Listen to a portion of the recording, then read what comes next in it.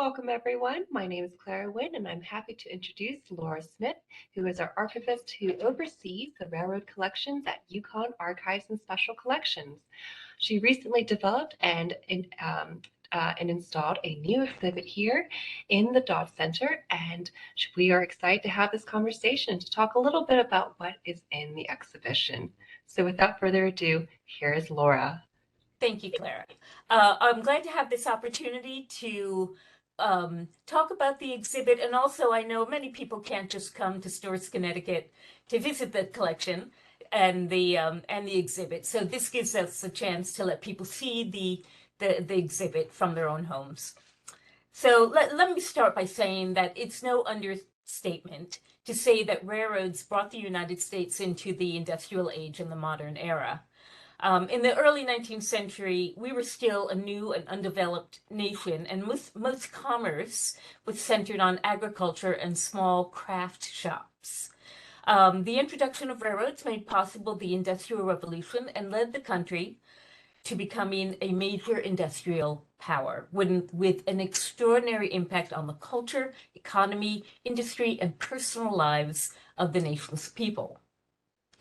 Railroad maps are a visual representation of a very physical thing, the tracks that were laid across the United States. Since our railroad collection here at UConn focuses on New England railroads, I chose maps that show the evolution of the railroad from its earliest years in the 1820s to close to the present day.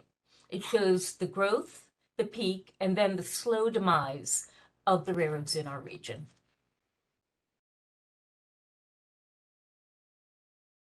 So here we see the collection as it is in our gallery.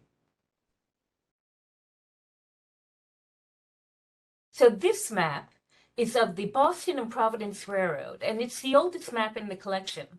It is an 1828 survey. So that is really right at the beginning of when railroads were being built, not just in New England, but across the country. The company wasn't incorporated until 1831, so this survey is really a very preliminary plan of the railroad line.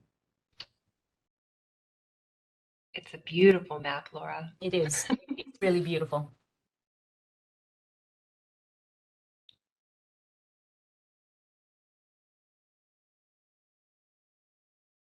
Now, speaking of beautiful maps, this map is from 1849. And it is of Massachusetts, Connecticut, and Rhode Island, and it does show the railroad lines in this region. And this just proves to us that railroad maps can really be considered works of art. They're just beautiful.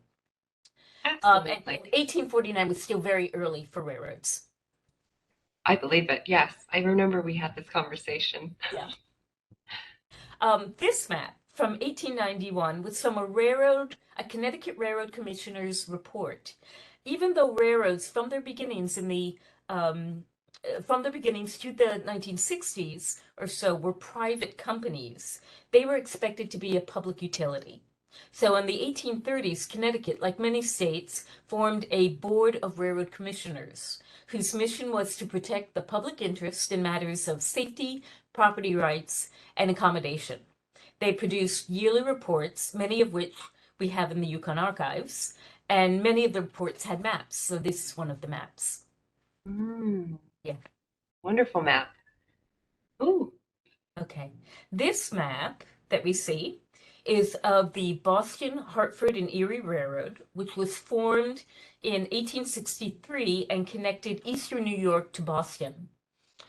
It went bankrupt during the Panic of 1873. It wasn't very well managed, but it was merged into the New York and New England Railroad, which later merged into the New Haven Railroad, which I'll be talking about soon.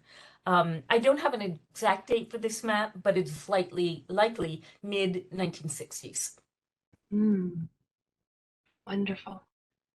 Now, this is another really beautiful map from 1878, made by the Colton Company, which was a leader in map making between 1831 and 1890. This map is a pocket map, and it folds up to fit into what we see on the left as that small book, the small cover. At this point in the 1870s, Connecticut had well over 1,000 miles of track. Wow. Yeah. That is a lot of track. Yeah.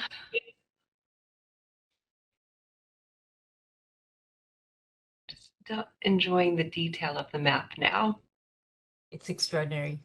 Mm-hmm. Now, this is a very rare map of the railroad in the United States. This is the only map that I chose from the collection that shows the whole railroad network in the country, not just New England. By 1850, there were 9,000 miles of track in the country, but it was a broken skein, not a continuous network. The 1850s experienced a great expansion of railroad building, mostly to open up to the west. And by 1860, there were 30,000 miles of track. Before the Civil War, there was only one railroad that reached the Missouri River. But with the completion of the Transcontinental Railroad in 1869, which provided a continuous railroad route to the West Coast, railroads were built at an explosive rate with a corresponding expansion of industry in the economy. Wow. Yeah. That's just incredible.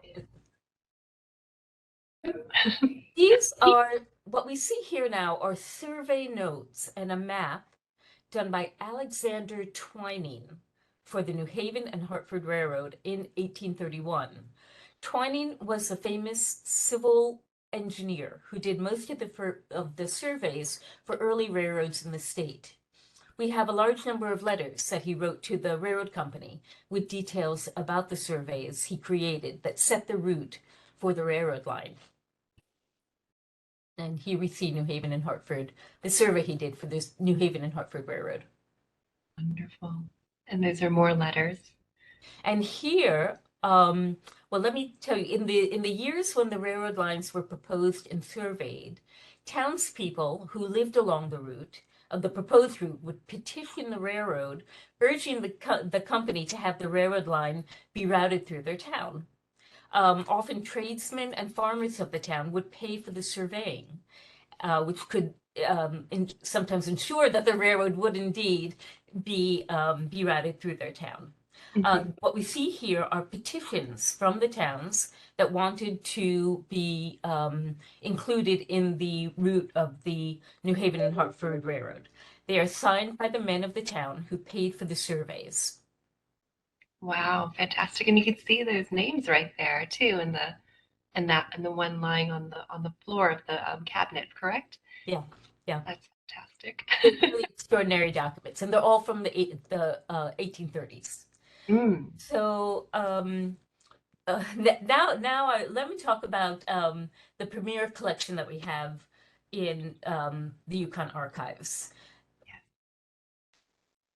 The New York, New Haven, and Hartford Railroad was established in 1871 through the merger of the Hartford and New Haven and the New York and New Haven railroads, and came to dominate passenger and freight railroad traffic in southern New England until 1969. The UConn Archives holds the corporate records of the company, which was better known as the New Haven Railroad. And what we see here are timetable covers of the railroad line from the 1890s to 1969. And then we see from Penn Central, which took over the line in 1969, plus Metro North Railroad, which we have today that connects Connecticut shoreline to New York City. And often these timetables had maps, as we see here. I just love, showing these timetables. You really see kind of the evolution of the railroad into the 20th century, and the different logos, and how they changed along the line. Absolutely. It's just fascinating too, from a historical standpoint, right? Right. So what we see here is a map that I chose because of Thompson, Connecticut. It was part of a series in an atlas that showed 1890 maps, and I chose this one because it was the site of a very famous railroad wreck, the East Thompson train wreck in December 1891, which involved the collision of 4 trains. Oh my goodness. Yeah, I just like this one.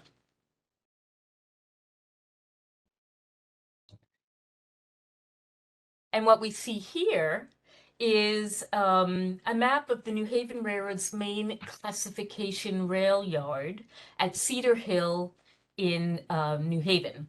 It was built in the 1890s, and this map shows the yard in 1930. And you can see how very complex these yards were. Absolutely. I'm going to go back so that our viewers can see that map one more time. Right. Laura, there we go. Oh, let's try that again. Oh, it just wants to go. There we are. You can see the complexity of the line. Fascinating. All right. The Hartford, Providence, and Fishco Railroad was the successor of the Boston, Hartford, and Erie Railroad, which I spoke about earlier. It lasted until the 1890s. And you can see it really pushes west into Pennsylvania and upper New York. It really does. Ooh. Here we are. These are hand-drawn maps of interlocking sites and railroad lines in towns along the Connecticut shoreline, done by Richard Carpenter, who was the author of an atlas series showing the railroad system in 1946 in most of the United States. Mr. Carpenter had a special interest in interlockings, which show the signals and structures used by the railroad at junctions. And Mr. Carpenter donated his collection several years ago. Oh, wonderful. Yeah, so these are just a very few of a very large set. Oh, I'm sure. Yes, I'm sure. It's just so nice to have these drawings to be able to see it on a very tangible level. Okay. Okay.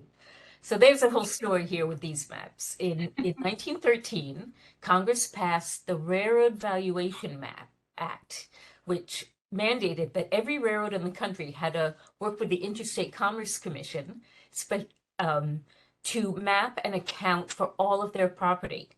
This was a massive undertaking, especially for railroads as large as the New Haven Railroad, which had tracks and property in the 4 states of Massachusetts, Rhode Island, Connecticut, and eastern New York into New York City.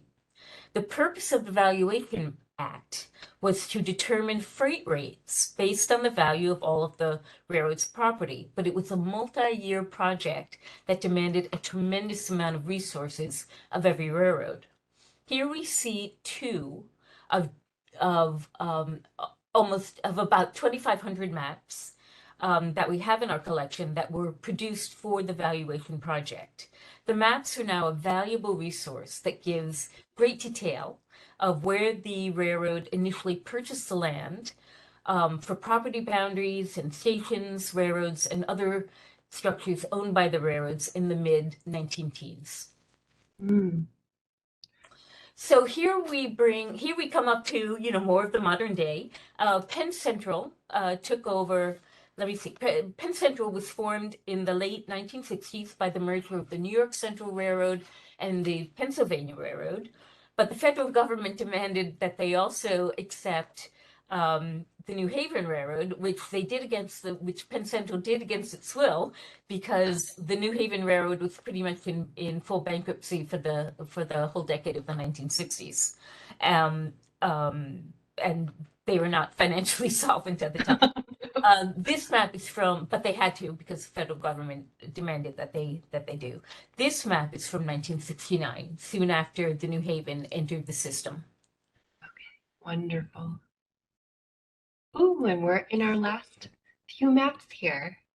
Here we see maps of Conrail, which succeeded Penn Central, and Metro North Commuter Railroad, which was established in 1983 as a commuter railroad for the New York City region and included the New Haven line. Oh, wonderful. Yeah. Wonderful. Thank you so much, Laura. Sure. This has been such an exciting just experience listening to you describe this exhibition and the objects in the railroad maps and just going into more detail with how intricate and how important the rail lines were to American history. So gentle round of applause here for Laura and So let me tell you that these maps are just a drop in the bucket to the tremendous collection that we have here at the UConn Archives. We really are we're the place for research for the New Haven Railroad and also just railroad history in Southern New England. So I invite anyone who has an interest in railroad history, especially our photograph collection, which is a good 500,000 of railroad scenes, to let us know if you're interested in coming to visit or just contact me to let me know your research interest. Thank you. Absolutely. Please reach out to Thank Laura. you, Clara. And you're welcome. And just a quick note to our viewers that this exhibition is open until August 12th of this year, 2022. So we are open from 9 to 4 p.m. And come on in. There is no need to reserve tickets. It is a walk-in gallery. All right. Thank you so much, everyone. Thank you, Laura. Thank you.